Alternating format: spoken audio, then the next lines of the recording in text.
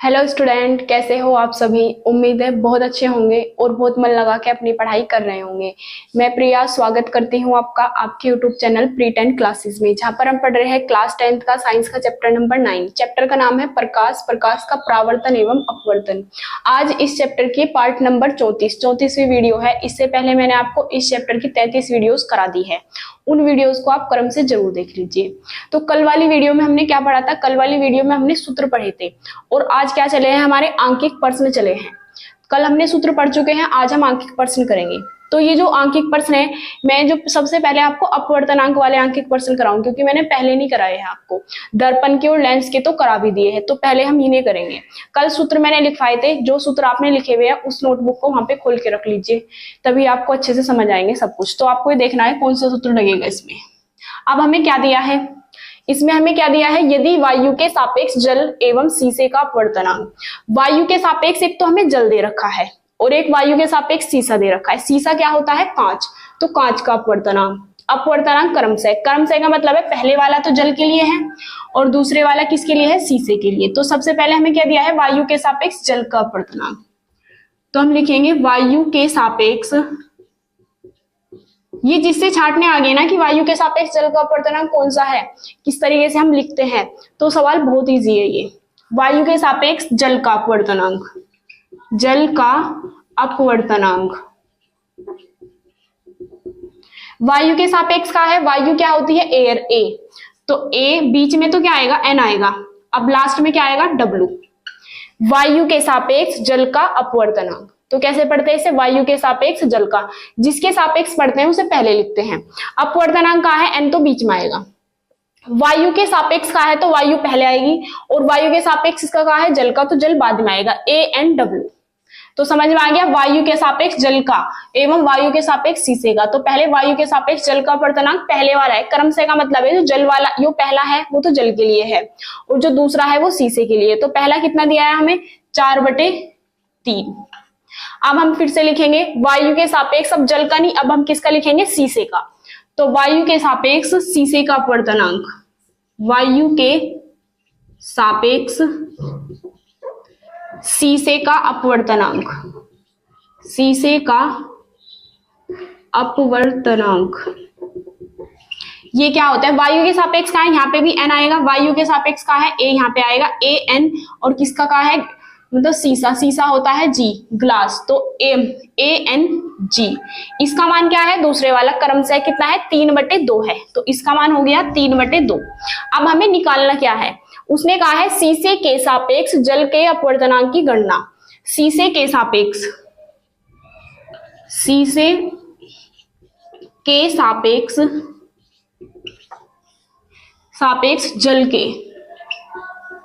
जल के अपवर्तनांक बताओ क्या होगा? शीशे के सापेक्ष का है, शीशा क्या होता है? जी, तो जी किसके अपवर्तनांक का है? बीच में आएगा एन। शीशे के सापेक्ष जल का, तो जल होता है डब्लू।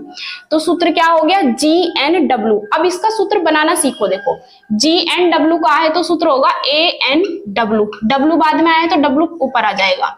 जी एन डब्लू का सूत्र होगा A N W upon A N G, A N G. यहाँ पे जी है, यहाँ पे डब्लू है। डब्लू बाद में आया है तो डब्लू पहले आएगा और जी पहले आया तो डब्लू नीचे, जी नीचे आएगा। बस ये देखना है, यहाँ पे तो ए एन आना दोनों जगह। डब्लू बाद में है तो डब्लू पहले और जी शुरू में है तो जी बाद में। तो जी एन डब्लू का सूत्र क्या हो गया? A N W upon A N G. इन्हें बनाने सीखो, इन्हें रटने से कोई फायदा नहीं है। जी एन डब्लू है तो भाई डब्लू बाद में है तो डब्लू ऊपर आएगा। ए एन तो आना ही है और जी पहले है तो जी बाद में आएगा। अब हम देखेंगे ए एन डब्लू का मान क्या है? 4/3। ए एन जी का मान है 3/2। 3/2 इसकी गुना इसमें हो जाएगी और इसकी इसमें, तो 4 दूनी 8/3 तिया 9। उम्मीद है आपको समझ आ गया होगा। अब आप इसका स्क्रीनशॉट लेके नोट कर सकते हैं।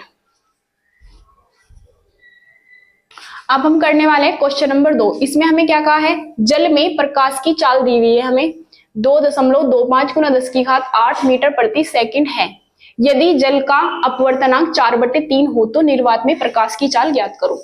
देखो हमें दिया है जल में प्रकाश की चाल। मैंने कहा था जल में प्रकाश की चाल कहे या कांच में, तो इसका मतलब होता है माध्यम दिया है, जल हमारा क्या है यहाँ पे माध्यम, तो माध्यम में प्रकाश की चाल दी है और माध्यम में प्रकाश की चाल को हम किससे लिखते हैं, v से। तो हमें क्या दी है, जल में, जल क्या है हमारा माध्यम में प्रकाश की चाल, प्रकाश की चाल, इसे हम किससे लिखेंगे, v से। तो इसका मान कितना दिया है हमारा 2.25 गुना 10⁸ मीटर प्रति सेकंड।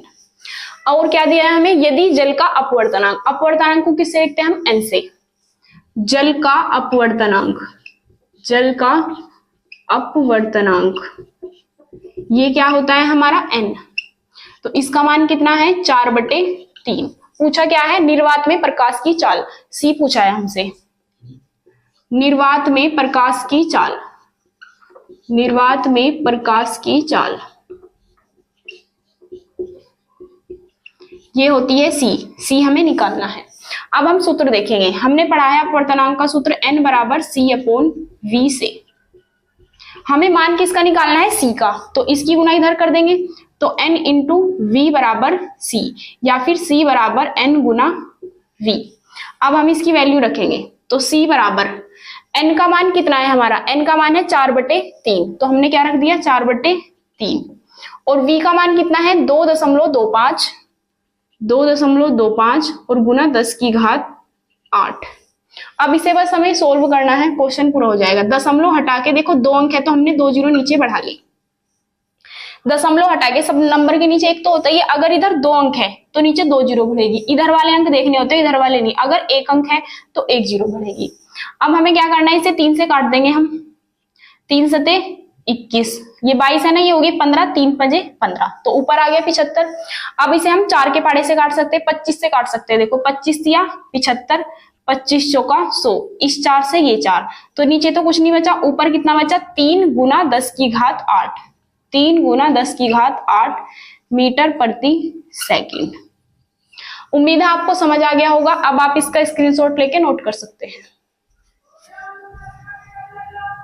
अब हम देखते हैं क्वेश्चन नंबर 3। इसमें हमें क्या दिया है, जल और कांच के अपवर्तनांक क्रम से। पहले वाला तो क्या है हमारा जल का अपवर्तनांक, और दूसरे वाला क्या है, कांच के अपवर्तनांक क्रम से है, ये है, मतलब एक का तो है 1.35 व 1.50 है। यदि प्रकाश किरण कांच से जल में जा रही है, प्रकाश किरण कहाँ जा रही है, कांच से जल में जा रही है, तो कांच के सापेक्ष जल का अपवर्तनांक ज्ञात कीजिए।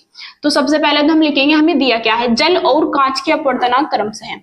तो जल का जो अपवर्तनांक है ये किसके सापेक्ष है, वायु के सापेक्ष ही है, तो हम लिख देंगे जल का अपवर्तनांक, जल का अपवर्तनांक। तो भाई देखते तो वायु के सापेक्ष ही है, तो सूत्र होगा AN/W। जल का कहा है तो क्या आएगा W, इसका सूत्र है हमारा, इसका मान 1.35 दिया है। क्रम से का मतलब है जो पहले जल आ रहा है तो पहले वाला जल का है, और बाद में कांच आ रहा है तो बाद वाला कांच का है। क्रम से का ये मतलब होता है। अब क्या दिया है, कांच का अपवर्तनांक, कांच का अपवर्तनांक ये भी वायु के सापेक्ष ही होता है, ANG। कांच का कहा है, कांच होता है G, तो ANG। ये कितना दिया हुआ है 1.50। पूछा क्या है हमसे पूछा है कांच के सापेक्ष जल का अपवर्तनांक, कांच के सापेक्ष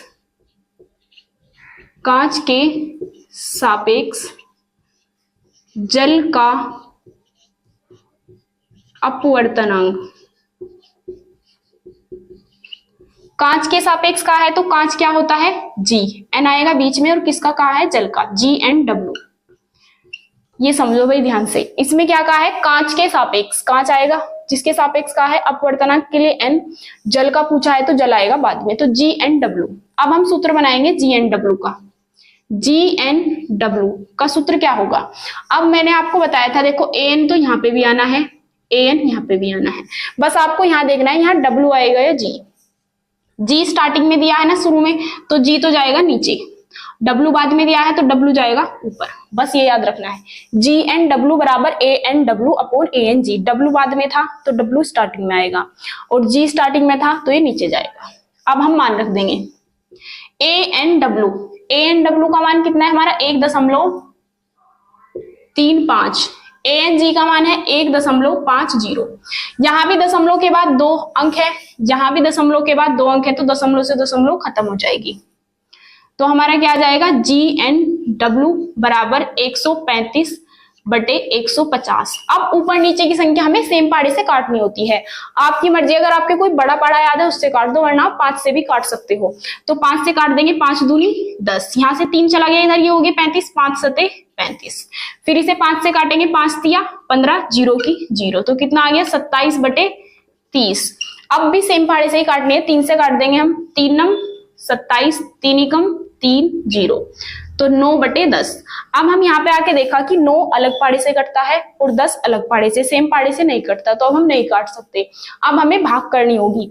तो जैसे ही हम 10 से भाग करेंगे तो पीछे से 1 अंक बाद दशमलव लग जाती है, यहाँ पे 0.9, तो ये अपवर्तनांक है। अगर किसी से ऐसे नहीं होता तो एक काम करना, तुम 9 को 10 से भाग करना इस तरीके से, 0 लगा के 0 बढ़ा लेना, क्योंकि 9 है छोटा और 10 है बड़ा, तो 10 × 90।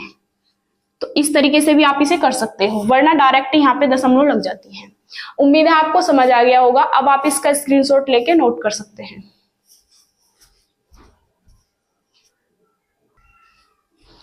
अब हम करते हैं क्वेश्चन नंबर 4। इसमें हमें क्या दिया है, इसमें दिया है संलग्न चित्र के अनुसार, ये हमें चित्र दिया हुआ है। इसके अनुसार प्रकाश की किरण वायु से किसी माध्यम में प्रवेश करती है। यहाँ पे वायु है, वायु से किसी माध्यम में प्रकाश की किरण जो है ये प्रवेश करती है। वायु के सापेक्ष माध्यम का अपवर्तनांक, तो हमें क्या निकालना है, वायु के सापेक्ष माध्यम का अपवर्तनांक। कुल मिला के हमें अपवर्तनांक निकालना है n। तो इसमें कौन सा नियम लगेगा भाई, इसमें जो है हमें स्नेल का नियम लगाना है। स्नेल का नियम क्या होता है, n बराबर sin I/sin R। तो सबसे पहले तो हम यहाँ से I की वैल्यू निकालेंगे और R की। तो बताओ आपतन कोण कितना दिया है हमें यहाँ पे, आपतन कोण कहते किसे हैं, जो आपतन कोण होता है I, वो क्या होता है, जो ये अभिलंब होता है और ये क्या आती है आपतित किरण, इनके बीच का कोण। तो कभी भी इसे I मत समझ लेना, I यहाँ पे है हमारा, ये होता है I और ये होता है R। अभिलंब और आपतित किरण के बीच का कोण होता है I। तो I कैसे निकालेंगे हम, अब ये बताओ ये टोटल कोण कितना होता है, ये टोटल 90 डिग्री, क्योंकि यहाँ पे L बना हुआ है, तो हमें 90 में से क्या घटाना पड़ेगा, 60। 90 में से हम जैसे ये टोटल है हमारा 90 में से 60 घटा देंगे तो ये बच जाएगा, 90 में से 60 गए 30, तो I की वैल्यू हमारी 30 दी हुई है। जो बच्चा I की वैल्यू यहाँ पे 60 निकाल लेगा ना, उसका सवाल बिल्कुल गलत हो जाएगा। अब हम किसकी वैल्यू निकालते हैं, आपतन कोण हो गया, फिर आता है हमारा परावर्तन कोण R, ये कहाँ पे है, ये है हमारा अभिलंब और ये है परावर्तित किरण। तो ये कोण कितना दिया हमें, 45 डिग्री, तो इसका मान है 45 डिग्री। हमें n का मान निकालना है अपवर्तनांक। अब हम सूत्र लिखेंगे, चूंकि हमें पता है n बराबर क्या होता है, sin I/sin R। तो साइन तो है ही हमारा, I की वैल्यू कितनी है 30, तो हम यहाँ पे रख देंगे 30 डिग्री अपॉन साइन, R की वैल्यू कितनी है 45, तो यहाँ पे 45 डिग्री। यहां तक तो कर देंगे। इसके बाद क्या होगा, इसके बाद जो साइन 30 है उसका मान रखना है, साइन 45 है उसका मान रखना है। तो ये मान आपको याद करने पड़ेंगे। जो मैथ वाले बच्चे हैं वो तो 8वें चैप्टर में ट्रिग्नोमेट्री में इसे पढ़ेंगे, त्रिकोणमिति में। ये पूरा चैप्टर है, साइन कोस टेन कोसेक सब कुछ पढ़ लोगे, आपको बहुत अच्छे से याद भी हो जाएंगे सारे मान। लेकिन जो होम साइंस वाले हैं, मैं यहाँ पे लिखवा देती हूँ, आप इन्हें नोट कर लेना यहाँ से। जो जैसे कि हमारा साइन जीरो का मान कितना होता है 0। एक होता है साइन 30 का मान होता है 1/2। एक होता है साइन 45 का मान होता है 1/√2। फिर आता है साइन 60 का मान होता है √3/2। फिर आता है साइन 90 का मान आता है 1। तो बस तुम्हें साइन के यही मान याद करने हैं। साइन 0 का 0, साइन 30 का कितना है 1/2। हमें साइन 30 का मान रखना है, तो साइन 30 की जगह रख देंगे 1/2 बटे। अब है साइन 45, तो साइन 45 का मान 1/√2, यहाँ पे रखेंगे 1/√2। इसकी गुना इसमें और इसकी गुना इसमें, तो √2 की एक में करेंगे √2 और बटे क्या आ जाएगा 2। यही हमारा आंसर हो जाएगा अपवर्तनांक का। उम्मीद है आपको समझ आ गया होगा। अब आप इसका स्क्रीनशॉट लेके नोट कर सकते हैं। अब हम देखते हैं क्वेश्चन नंबर 5। इसमें क्या दिया है हमें, एक गोलीय दर्पण की वक्रता त्रिज्या 40 सेंटीमीटर है, इसकी फोकस दूरी ज्ञात कीजिए। गोलीय दर्पण की हमें वक्रता त्रिज्या दी है और फोकस दूरी पूछी है। तो हमें क्या दिया हुआ है, वक्रता त्रिज्या वक्रता त्रिज्या को हम कैसे लिखते हैं, r से। तो यहाँ पे हमें बड़ा R दिया हुआ है, कितना, 40 सेंटीमीटर। पूछा क्या है, इसकी फोकस दूरी पूछा है। तो फोकस दूरी क्या होती है, f। फोकस दूरी f हमें निकालना है। हमने सूत्र पढ़ा है f बराबर r/2। r का मान कितना है, 40/2। 2 दूनी 4, 0 का 0। तो f की वैल्यू कितनी आ गई, 20 सेंटीमीटर। उम्मीद है आपको ये समझ आ गया होगा। अब हम देखते हैं क्वेश्चन नंबर 6। इसमें क्या पूछा है, अवतल लेंस की फोकस दूरी 100 सेंटीमीटर है। देखो, जो अवतल लेंस की फोकस दूरी होती है वो किसकी होती है, माइनस की। तो हम यहाँ पे -100 सेंटीमीटर लिखेंगे।